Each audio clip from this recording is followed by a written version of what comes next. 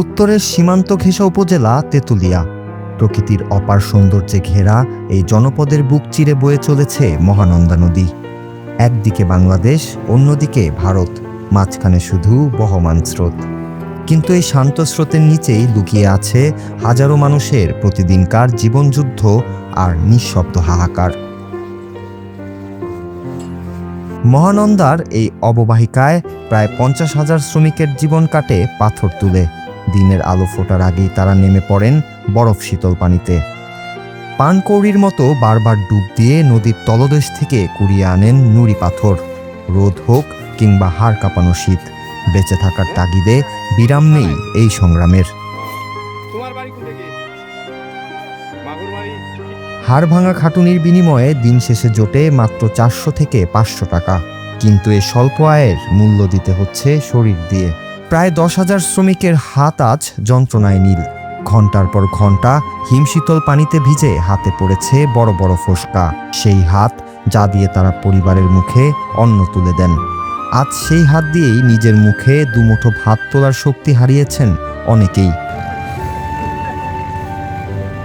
সকালবেলা আসি কাজে 7টার দিকে, সারাদিন কাজ করতে হয় 5টা পর্যন্ত। সারাদিন কাজ করি, ভাত তুলে খাইতে পারি না, চামিচ দিয়ে খাইতে হয় তুলে। ভাত খাইতে পারি না তুলে, হাতের অবস্থা খারাপ। আমার হাতে জ্বালা, চামচ দিয়ে ভাত খাই, বিষের জ্বালায় হাতিগুলো পোকই খায়া, পোকই খাইতে বীজ ধরে হ্যাঁ মগর চুলকায়, এনে বিষয়টা খাইতে পারি না, নিতে পারি না, এখন জিনিস দিতে পারি না। তখন চামচ দিয়ে খাই, চামচ ডবুলিয়া এটাতে তুলে খাই। ওই খায় সারাদিন কাজ করি, কাজের খেলাতে বুঝতে পারি না। যখন বাড়িতে যাই তখন ভাত খাওয়াতে মানে ভাত দেখাই, ভাত তুলে খাওয়া যায় না, ভাত না, তখন মনে করেন জ্বালা যন্ত্রণা করতে নাওয়া দাঁড়া যায় না। খাওয়াতে পারি, হাতে মাখা যায়, তখন সময় দিয়ে তুলে খাওয়া যায়। আমরা মনে করেন সকালে আসি, সকাল 7টা 8টার দিকে আসি, 7:30 8টার দিকে আসি। সারাদিনে আমার মনে করেন 3 থেকে 350 টাকা রোজগার।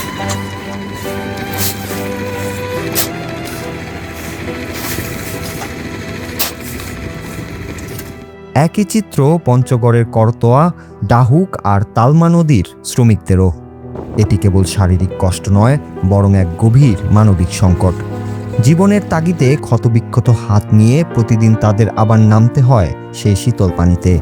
নেই কোনো সুরক্ষা সরঞ্জাম, নেই পর্যাপ্ত চিকিৎসা কিংবা ন্যায্য মজুরির নিশ্চয়তা। আমরা ভাই পাথর ছাড়া অন্য কোনো কর্ম আমাদের জানা নাই। আর শুধু আমরা পাথর তুলে আমরা পরিবারকে আমরা খাওয়াই, এবং আমাদের পরিশ্রম অতিরিক্ত হয়। হাতগুলা অনেক ক্ষয়ক্ষতি হয়েছে, চামগুলা উঠে গেছে। আমরা ভাত রাত্রির বেলা আমরা ভাত খাইতে পারি না, চামচ দিয়ে ভাত খাই। কারণ মরিচগুলা ধরে, যেগুলা তরকারিতে ঝাল হয়, লবণ ধরে। এই দেখা হতে আমাদের হাতগুলোর অবস্থা। যে হাতগুলো দেশের উন্নয়ন আর নির্মাণের ভিত্তি গড়ে দেয়, সেই হাতগুলোই আজ সব থেকে বেশি অবহেলিত। প্রশ্ন থেকে যায়, কবে মিলবে এই মানুষগুলোর জন্য একটি নিরাপদ কর্মপরিবেশ? মহানন্দার স্রোত বয়ে যায় আপন গতিতে, আর তার সাথেই মিশে থাকে হাজারো শ্রমিকের না বলা দীর্ঘশ্বাস, যা হয়তো আমাদের সমাজের কাছে আজও এক অদেখা বাস্তবতা। Bangla TV news desk.